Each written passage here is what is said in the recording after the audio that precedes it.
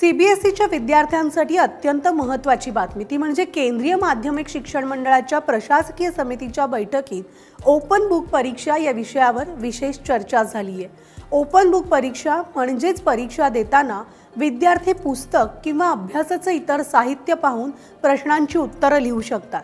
दरम्यान आता सीबीएसई मधील अधिकाऱ्यांनी सांगितलंय की ओपन बुक परीक्षा अंतर्गत या प्रकल्पांतर्गत काही निवडक शाळांमध्ये 9वी आणि 10वीच्या इंग्रजी गणित विज्ञान या विषयांची तसंच 11वी आणि 12वीच्या इंग्रजी गणित आणि जीवशास्त्र या विषयांची परीक्षा ओपन बुक पद्धती अंतर्गत घेतली जाऊ शकते। तर विद्यार्थी ही परीक्षा किती वेळेत पूर्ण करतायत हे शोधणं हा प्रकल्पाचा मुख्य उद्देश आहे। शिक्षण व्यवस्थेशी संबंधित सगळ्यांकडूनच याविषयीचा अभिप्राय घेणं हे सुद्धा यामागचा एक हेतू आहे आणि या प्रकल्पाद्वारे मुलांचे विचार करण्याची तसंच विश्लेषण करण्याची समीक्षक वृत्ती आणि समस्या सोडवण्याच्या क्षमतेचं मूल्यांकन केलं जाईल। तर आता ओपन बुक परीक्षा जगामधील अनेक देशांमध्ये घेतल्या जात आहेत।